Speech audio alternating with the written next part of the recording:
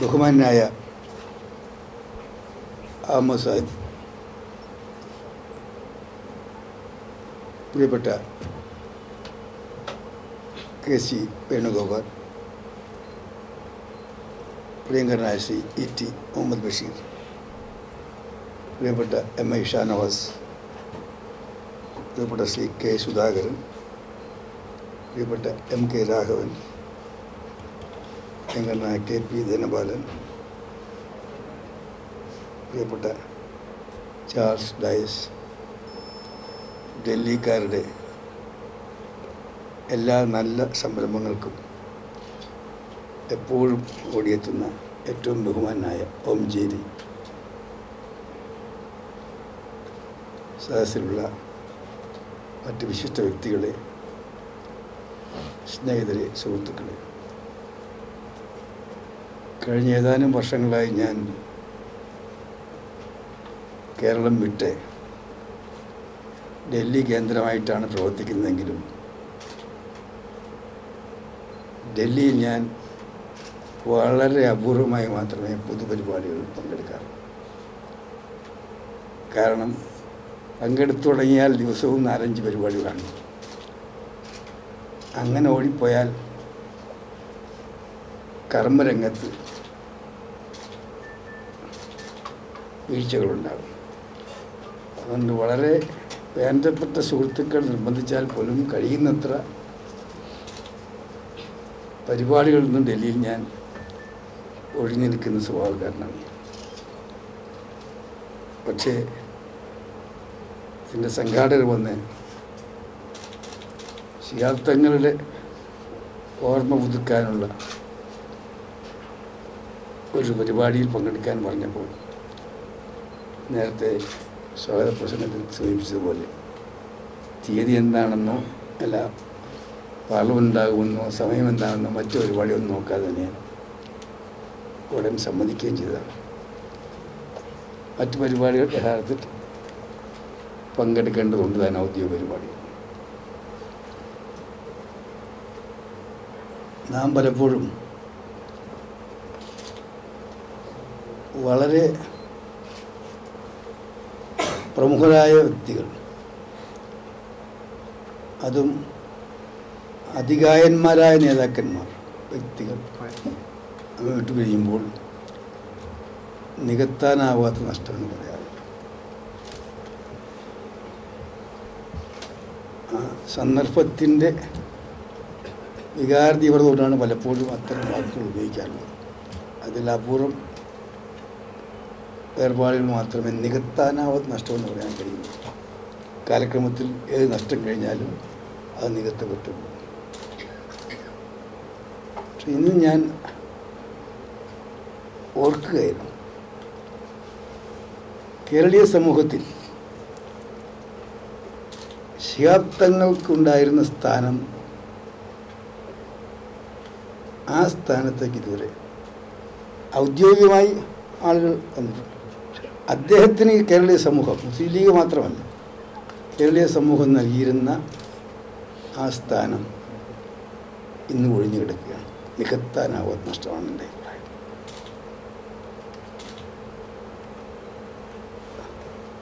പാണക്കാട് കുടുംബവുമായി 1969 മുതൽ ഞാൻ ബന്ധപ്പെടുന്നതാണ്. ആ കാലഘട്ടത്തിലാണ്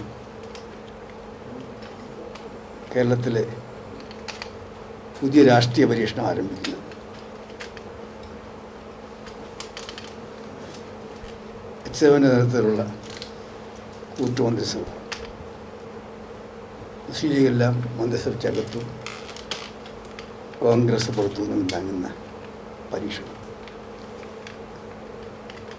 ആ കാലഘട്ടം മുതൽ മലബാറിൽ പോകുമ്പോൾ, മലപ്പുറത്ത് പോകുമ്പോൾ പാണക്കാട് സന്ദർശിക്കാറുണ്ടായിരുന്നു.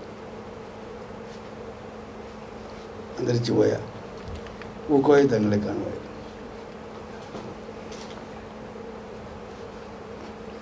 അദ്ദേഹത്തിൻ്റെ ആകർഷകമായ വ്യക്തിത്വം, അദ്ദേഹത്തിൻ്റെ ചിരിയും അദ്ദേഹത്തിൻ്റെ ആരെയും തന്നിലേക്ക് ആകർഷിക്കുന്ന വ്യക്തിത്വം ഞാനിപ്പോൾ ഓർക്കുകയാണ്. പിന്നീട് നിലമ്പൂർ നടന്ന ഉപതെരഞ്ഞെടുപ്പ് മുതൽ മലപ്പുറത്തേക്കുള്ള യാത്രയിൽ പോകുമ്പോൾ പാണക്കാട് പോകുന്ന മിക്കവാറും സ്ഥിരം ഏർപ്പാടാക്കി. തങ്ങളുടെ വിയോഗത്തിന് ശേഷമാണ് ശിഹാബ് തങ്ങൾ കിട്ടിയത്. ആദ്യം എല്ലാവർക്കും ആശങ്കയായിരുന്നു.